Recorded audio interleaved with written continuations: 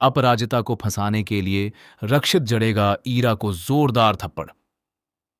जी हाँ दोस्तों, सीरियल तुम देना साथ मेरा के आने वाले एपिसोड्स इस बार इतने ज्यादा धमाकेदार और शॉकिंग होने वाले हैं कि दर्शक अपनी सीट से हिल नहीं पाएंगे। कहानी अब एक ऐसे मोड़ पर पहुंच चुकी है जहां हर किरदार की असली सच्चाई धीरे धीरे सामने आने लगेगी और हर रिश्ता पूरी तरह से बदलता हुआ नजर आएगा। आने वाली कहानी में आप सभी को बेहद ही इंटरेस्टिंग और चौंकाने वाला ट्विस्ट देखने को मिलेगा, जहां एक तरफ प्यार की शुरुआत होगी तो दूसरी तरफ साजिशों का सबसे बड़ा खेल खेला जाएगा। दरअसल अपराजिता इस समय वर्कशॉप में होगी, जहां उसे अपना डिजाइन हर हाल में प्रूव करना है।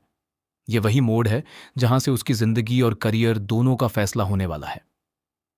आप सभी देखेंगे कि अपराजिता इस बार एक बेहद खूबसूरत साड़ी तैयार करके ले जाने वाली है, क्योंकि रक्षित उसके हर कदम पर उसका सपोर्ट करता हुआ नजर आएगा। लेकिन यही सपोर्ट आगे चलकर एक बहुत बड़े तूफान की वजह बन जाएगा।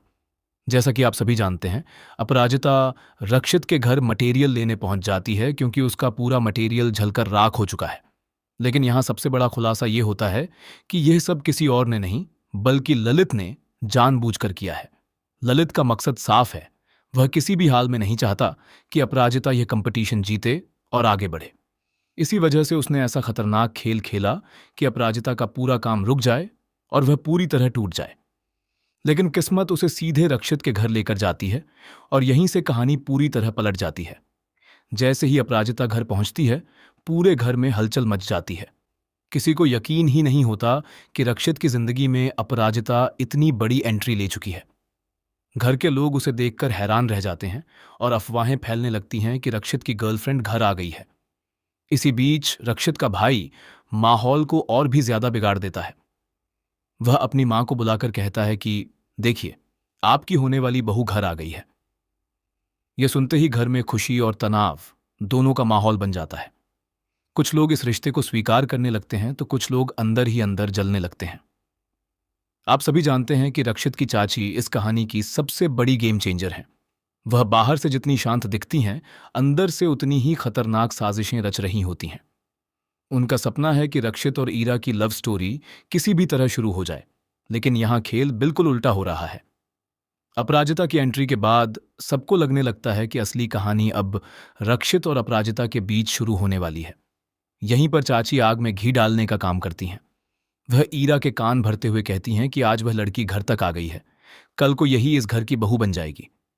ये बात सुनते ही ईरा के अंदर गुस्सा और जलन दोनों ही कई गुना बढ़ जाते हैं।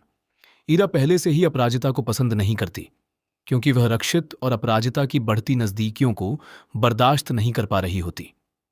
धीरे धीरे ईरा के अंदर बदले की आग भड़कने लगती है और वह एक ऐसी खतरनाक साजिश रचने का फैसला करती है जिससे अपराजिता की जिंदगी पूरी तरह बर्बाद हो जाए। इसके बाद कहानी में आता है सबसे बड़ा और सबसे शॉकिंग ट्विस्ट।